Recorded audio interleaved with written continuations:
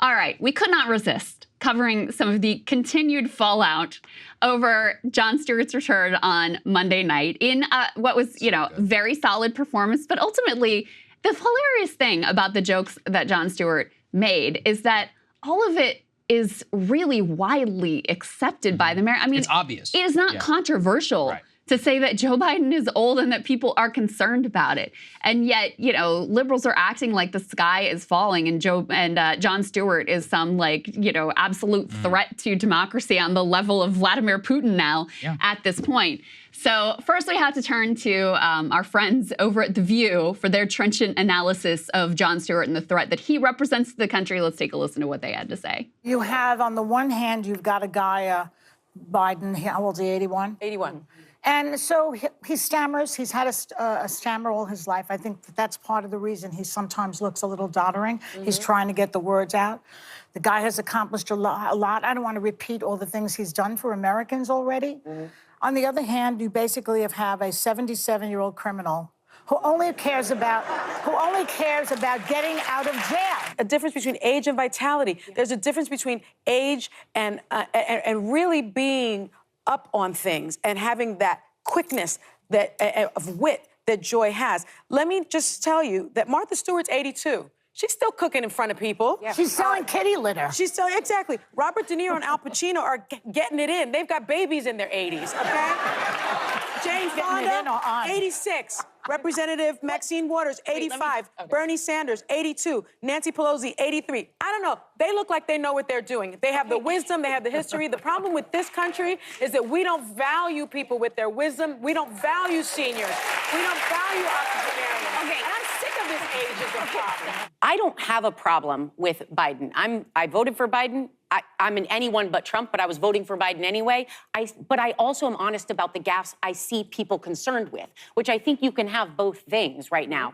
And I think that voters are concerned, and by telling them they shouldn't be, or that they're following a Republican narrative by listening to it, you're literally saying, close your eyes to what you're seeing, or you're making them feel bad for raising something. And as Jon Stewart said in there, replace age with vitality. He showed stammering in different points with each candidate and said the only record they're breaking as the oldest one is the record they set 4 years ago. So it is a fair concern to say this. We asked people to keep their eyes open on January 6th. I don't think it's fair to tell them to close their eyes to what they're seeing right now. Okay, then don't close your eyes to the tape, rest of the tape that Jon Stewart showed.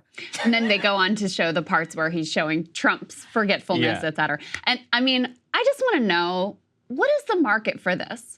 For this absolute delusional view. Joy's saying, it's his stammer. He's stammered all his life. Yeah, that's why he looks... Are you kidding me? 86% of Americans say this man is too old. Yeah. A majority of Democrats say this man is too old. And you're acting like Jon Stewart is some, traitor to the cause because he acknowledged what is clearly apparent. And you know what? He did go on to say, listen, it's a legitimate issue, especially because there is so much at stake with Trump on the ballot too, and his, potential criminal convictions and all of the indictments, et cetera. He even said that thing. So the panic over this and the cope over it and the complete, otherworldly bubble that they insist on inhabiting is just pretty incredible. I remember the two of us getting attacked for this back in 2019 whenever we would go after Biden there. This is when the stammer fakery began, because there was this whole Atlantic article. It was like, well, he's got a stutter. I'm like, yeah, so he has a stutter that miraculously had as a child, went away for his entire professional life, and then suddenly reappeared whenever he was old. Or he's just really freaking old, And then to use that as a defense about why we're not supposed to attack him. Ridiculous. One of my friends who actually has a stutter and who has spent a lot of time in speech therapy, he put out a whole thread on this. He's like, this is deeply insulting to those of us who actually have stutters. It is debilitating. It can be really annoying.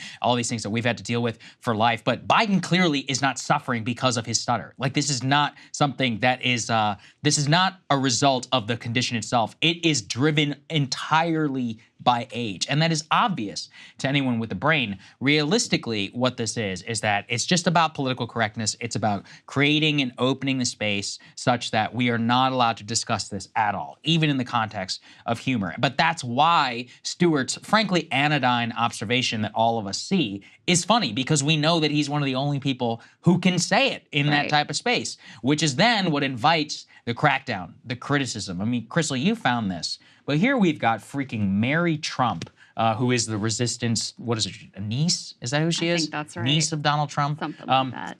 She wrote a book, you know, all this, Why Trump is a Threat, and all of that. Big to MSNBC democracy. fan Big fave. MSNBC fan favorite. I'm sure the boomer grandmas out there all know who she is. But now she's saying, you know, that Donald Trump is, that Jon Stewart is responsible, it seems, for Trump's election. Yeah, this is incredible. Put this up on the screen. So she has a Substack, apparently, wrote a whole piece about how Jon Stewart is a potential disaster for democracy. I did read this piece, guys. I couldn't resist, and I'll share with you a little excerpt here. She says, not only is Stewart's both sides are the same rhetoric not funny, it's a potential disaster for democracy. Stewart helped wipe out the motivation generated by Obama's 2008 message of hope and change, motivation that led to record turnout in 2008.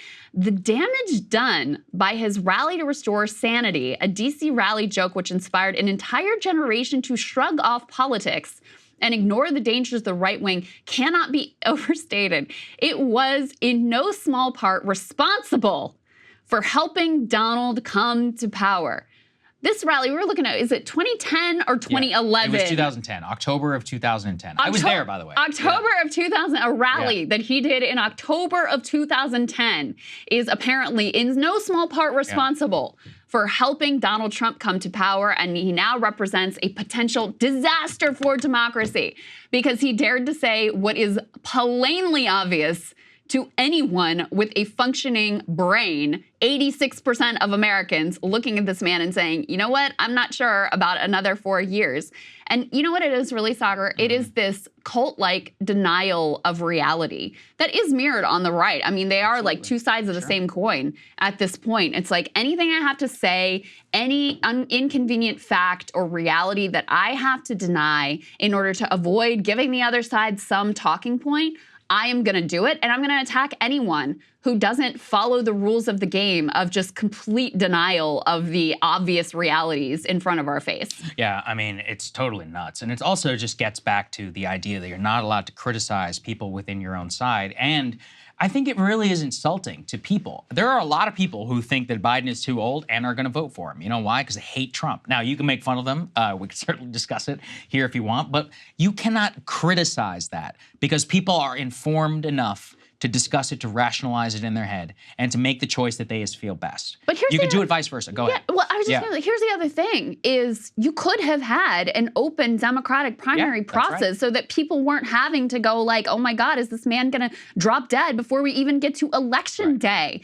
If you thought Donald Trump and you think Donald Trump is such a threat to democracy, and I personally do not want to see Donald Trump back in the White House, you could have opened up the process so people had other alternatives of candidates who aren't in their 80s, of candidates who are able to formulate a sentence, of candidates who don't routinely tell stories about foreign leaders who died 20 years ago, okay? 30 years ago. Mitterrand. You could have. Who's dead. You could have done. So the people to blame are the DNC and the Democratic Party establishment who decided they wanted to have an anointment of King Biden rather than actually give voters a choice so you had a better shot come November. Because the truth of the matter is, if you had a run-of-the-mill, Dean Phillips-style generic Democrat, they would be in a much, much, much better position to win come November. And that was another thing that stuck out in that RFK Jr. focus group is the people who had said, we voted for Biden and we're not voting for him this time. They were asked, okay, is this about Biden or is it about the Democratic Party? No, it's about Biden. It's about Biden. It's about Biden. Point. And so all of the celebrations around the special election results, like what just happened in New York 3, where people are saying, thank goodness, I think we're going to be fine, et cetera. That was for like a generic Democrat. It may be a very different story when people are actually considering the person of Joe Biden. And it wasn't Jon Stewart who created these freaking dynamics, Mary Trump and Joy and whoever else at The View. It was the Democratic Party that forced the public into this horrific choice of, it's Joe Biden, and that's the only option on the Democratic side. Yeah, no, it's totally crazy, especially with the way that you have the media that then enforces within this. You see why they get away with it. And when the vast majority of these Democrats trust the media, I'm talking about the Democratic base, it's very, very difficult to have an open and a real conversation. It's just genuinely a tragedy, because if they do lose, or if he dies, imagine, what are we gonna do? What is gonna happen to this country? And it's an entirely foreseeable, predictable event that only, after a special counsel writes the obvious, are we even allowed to. And now they're trying to get the tapes of that conversation not to come out. Oh, that's another thing. We won't have time probably to cover. It's not a big enough story in and of itself. But you know how Biden said, he said, how in the hell dare he ask me when my son died? Yeah. Well, it turns out, for people familiar with the transcript, he never asked him, the special counsel. Biden brought up Bo's death, and then he couldn't remember when he died. And I'm sorry, I don't want to sound mean. I really don't. But you're gaslighting the whole country and forcing us to walk the plank with you, dude. Yes. Like, that's the problem. And by the way, for the ladies at The View, I mean, did you ever even inform your audience that Joe Biden had opponents? Yeah. Did you have any of them on your show? So, I mean, you actually have direct culpability for the fact that this is the choice facing the American people at this point. So,